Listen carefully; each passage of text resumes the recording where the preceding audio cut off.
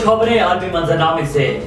America में corona virus के cases में एक बार फिर इजाफा होने लगा, जिसके बायस इंतजामिया ने नए कोविड बूस्टर की मंजूरी दे दी। एआई मुल्क की मीडिया के मुताबिक कोरोना केसेस में इजाफे को देखते ही अमेरिकी फूड एंड ड्रग इंतजामिया ने नए कोविड बूस्टर की मंजूरी दे दी। मेडिकल कंपनियों के नए बूस्टर कोरोना के XBB वेरिएंट को हदफ बना रही हैं। मराकश में जल्जले से जाँ बाक अफराद की तादाद 2862 हो गई, जबकि मुतासरा इलाकों में रेस्क्यू ऑपरेशन तीसरे रोज भी जारी है। मराकश में क़यामत के ज़लज़ले को 3 रोज बीत गए, मगर मलबे का ढेर बनी इमारतों से लाशें मिलने का सिलसिला जारी है। ज़लज़ले के बायस जाँ बाक शहरियों की तादाद 2800 से तजावुज़ कर गई। जख्मी अफराद की तादाद 2562 तक पहुँच चुकी है, जिनमें से बच्चों की हालत ज़्यादा तशवीशनाक बताई जाती है।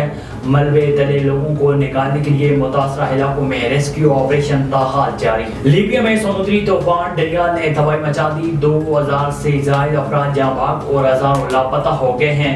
एआई मुल्क की मीडिया रिपोर्ट के मुताबिक लीबिया में बहरीन से आने वाली समुद्री तूफान डनियल के नतीजे में 2000 से ज्यादा अफराद जाँ बाक और हजारों लापता हुए हैं।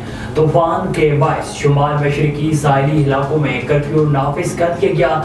लीबिया की वजारत दाखिला के मुताबिक तूफान के बायस आने वाले सैलाबी रेलों में हजारों अफराद बहकर समुद्र में लापता हो गए, जिनके डूब जाने का खदशा जाहिर किया जा रहा है।